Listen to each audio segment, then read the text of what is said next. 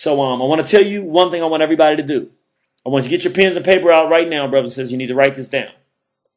If you're on the internet, then I want you to open up a new window. I want you to go there with me. I want you to put in, let me put it in as I'm telling you so we can do it. I want you to put in Utah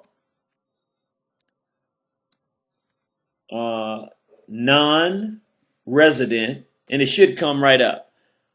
Utah non-resident permit. Click that. And when you put in Utah non-resident permit in Google, it should come up with the first thing you see is reciprocity with states, Utah Department of Safety. I want you to click that first when it comes up, and it'll take you to a page that'll say Utah Department of Public Safety. Now, let me tell you why you're going here. Even if you're not a resident of Utah, what Utah has is what they call a non-resident permit, which means since there's some states that believe, these whites believe in people having the right to bear arms. They don't really care that black people have it, but they believe that whites have the right to bear arms, meaning you got a right to have a weapon to protect yourself in this country. Okay? Then what some states do, and Florida is another state that has some really, really good non-resident IDs, permits. But what this does is, this gives you the right, even as a non-resident, you file through Utah. You have to take a course, and we'll tell you how to do that. You take a course. It's not difficult. It's not even a test. You take the course. You get it signed off by someone in your state who is authorized to give the Utah gun safety test. And then you either allow that person who you do it from, or you yourself send in your certificate that you passed it from the authorized person that gives the course. You send it into Utah, and they'll issue you what's called a Utah non-resident concealed weapons permit. Now, if you have any felonies, then they won't allow you to do that. I think if you have misdemeanors or something like that, I don't think it's a problem. But if you have any felonies on your record, you cannot do this. You cannot file for this. Or if you do file, you can file, but they're gonna turn you down. Now, when you send this in, they'll send you this. It takes about 6 weeks after you sent it in and everything. If you've done it correctly, you send in your fingerprints and all the stuff they asked you for. They're gonna send you a Utah non-resident permit. You can do the same thing in Florida. This gives you what they call reciprocity in about 30 states. And if you're looking at this page right here, it says, although there are many states that will recognize the Utah concealed firearm permit, the state of Utah has formal reciprocity, which means written agreements with the following states. So I'm just going to say these states real fast: Alabama, Alaska, Colorado, Florida, Georgia, Louisiana, Mississippi, New Hampshire, North Carolina, North Dakota, Ohio, South Dakota, Texas, Virginia, Washington State, and West Virginia. And it also goes on to say the following states recognize the Utah concealed permit. That's Arizona, Arkansas, Delaware, Idaho, Indiana, Iowa, Kentucky, Michigan, Minnesota, Missouri, Montana, Nebraska, Oklahoma, Pennsylvania, Tennessee, Vermont, Wisconsin, and Wyoming. And here are the only states that do not recognize it. Washington, D.C., of course, California, Connecticut, Hawaii, Illinois, Kansas, Maine, Maryland, Massachusetts, Nevada, New Jersey, New Mexico, New York, Oregon, Rhode Island, and South Carolina. So, here's the beauty of this permit, though. For all of the states that we named that recognize it, either through a written agreement, which is formal recognition of it, or that recognize it, but it's not formal, but they still recognize it. Even if you live in, for instance, I'm right here in Washington, D.C. Washington, D.C. does not recognize this. So if I have my weapon, I cannot carry it concealed in Washington, D.C. unless I go get a Washington, D.C. concealed weapons permit, which you can possibly, it's impossible to get pretty much. Same thing over in Maryland. It's impossible to get. However, I still, as a Washington, D.C. resident, have my Utah concealed weapons permit, which if I'm in any of the other states that I mentioned that recognize the permit, I am able to have my gun legal and have it concealed with me at all times in those other states, as long as I'm not on a school premise or another place where it's not legal.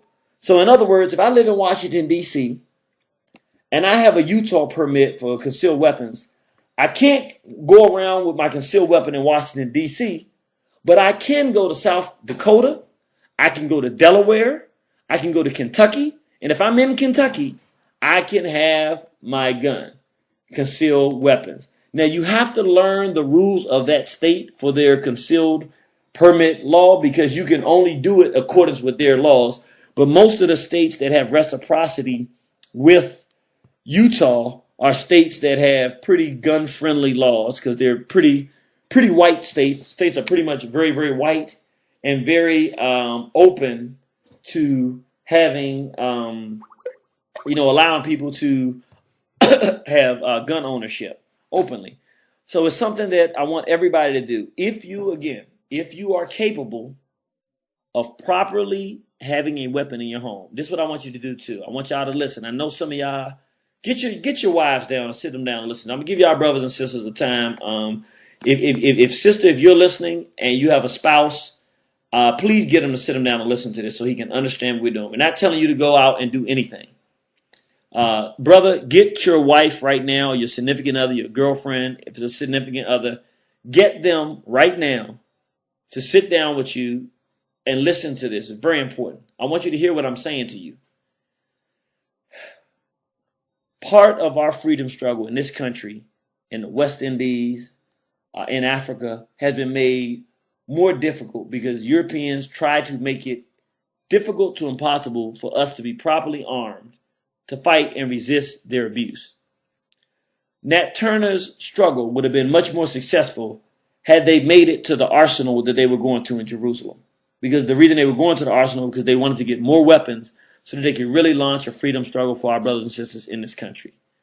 The Angola Revolution was almost betrayed not by courage, not by military might, but simply because they had run out of bullets and they didn't have the money to purchase bullets. And if it wasn't for Brother Bob Marley sending in the money to Angola to purchase more bullets, they wouldn't have been successful in that warfare. They were successful because somebody stepped in and purchased, I think he gave like $10 million so they can get bullets. I'm saying that to say it is a crime against our ancestors who died not because they didn't have courage, but because they were not armed.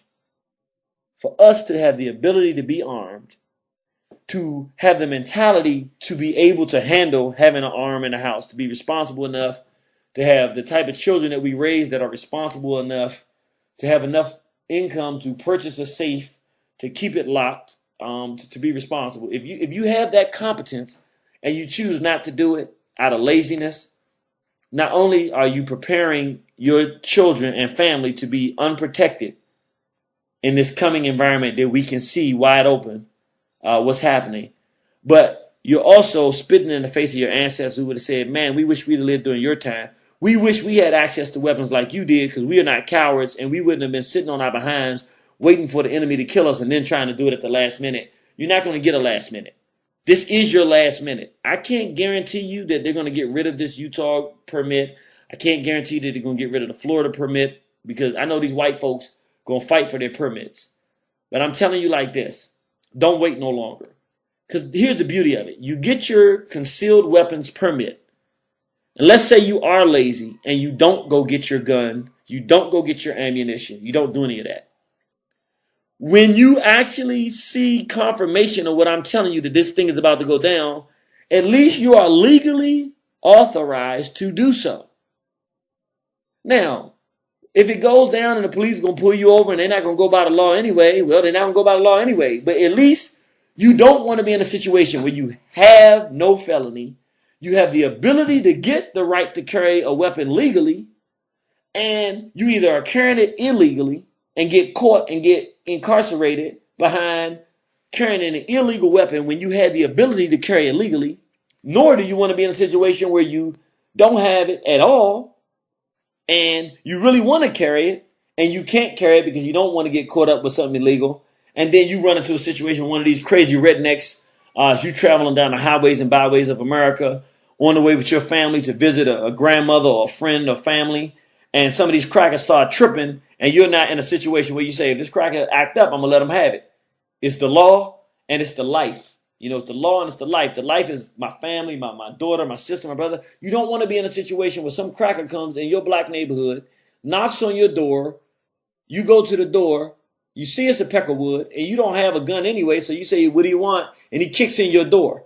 You want to be in a situation where even if you don't like guns, cracker that looks suspicious comes to your door and is knocking on your door kind of hard. You want to go down and say, well, I feel a little unsafe. Go downstairs, babe. Be here. Take the children here. Take your weapon, load it, cock it, take it off to safety, have it ready, open the door. Yes, sir, can I help you? And if that cracker act funny, twist his cap. You want to be in a position to protect your family from some nonsense. These crackers are tripping, brothers and sisters.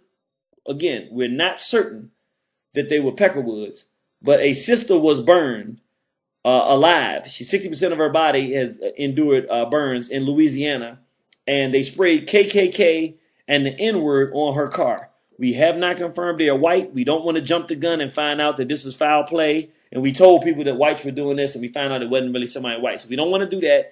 At this point, though, it's very possible that that's the case.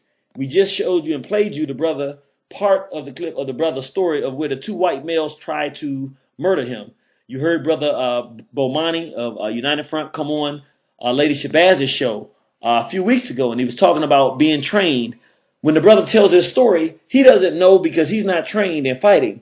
But they have what they call MMA, which is basically learning how to fight, different strategies. And the white boys do a lot of wrestling. And what the white male did essentially was, it's a wrestling move where they choke you behind your throat and they wrap their legs around your legs so you can't move. And he didn't know what it was, but he was explaining what the white male did to him, which is why he said when he got out the car, he hit the first one and he dropped him.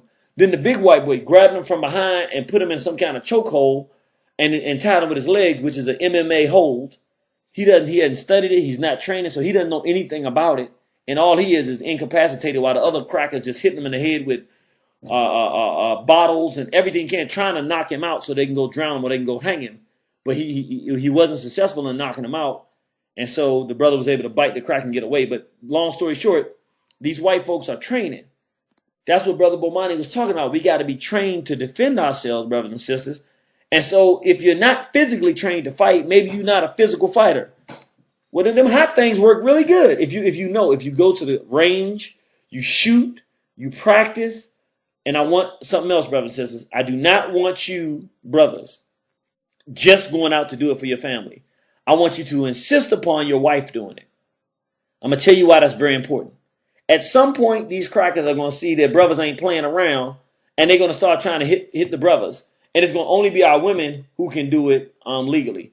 Every adult that is responsible and a responsible human being in your household is not a hothead, that's not going to jump out there when they get mad about something and try to go get a pistol to resolve some kind of street issue or disagreement with somebody. You don't want to do that. You don't want to create more problems than we have.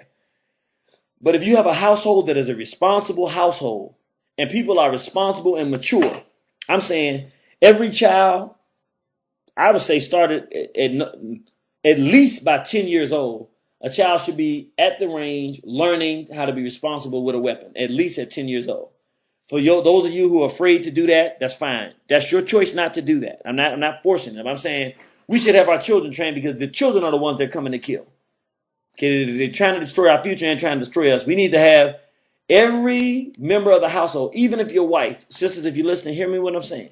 Even if you're scared to death of guns and you're absolutely positively not going to learn how to shoot, you should still have that concealed weapons permit. Just in case things get so bad where you realize that you don't have an option.